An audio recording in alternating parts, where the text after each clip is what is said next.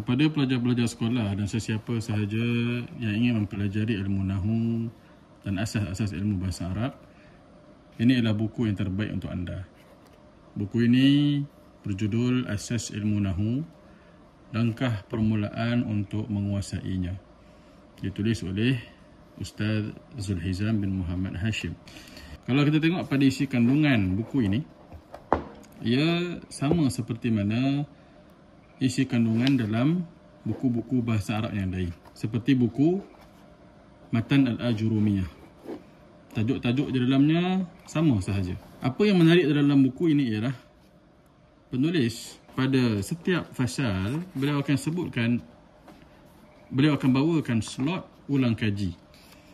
Slot ulang kaji ini pada saya sangat menarik sebab ianya akan membantu guru-guru yang sedang mengajar murid-murid untuk melihat tahap kefahaman murid-murid yang kita ajar.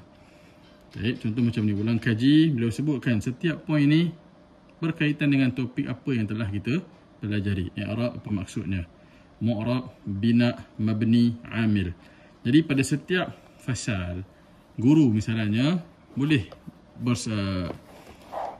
merujuk kepada slot ulang kaji ini untuk bertanya kepada pelajar-pelajar tentang kesimpulan ataupun rumusan daripada apa yang telah mereka belajar dalam fasal tu. Contoh, selepas dah belajar bab 3 berkaitan dengan i'rab dan bina dan juga perbahasan tentang amil, guru boleh cuba tanya para pelajar dan uji mereka. I'rab apa dia? Baik, dan mu'rab apa dia? Bina apa dia? Mabni apa dia? Murid-murid boleh merujuk kepada slot ulang kaji ini sahaja untuk mereka melihat dan menghafal isi-isi penting yang terkandung di dalam topik perbahasan.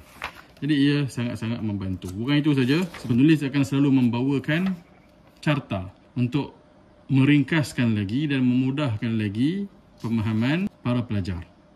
Contoh macam i'rab yang kita bahaskan tadi, penulis lukiskan carta di sini.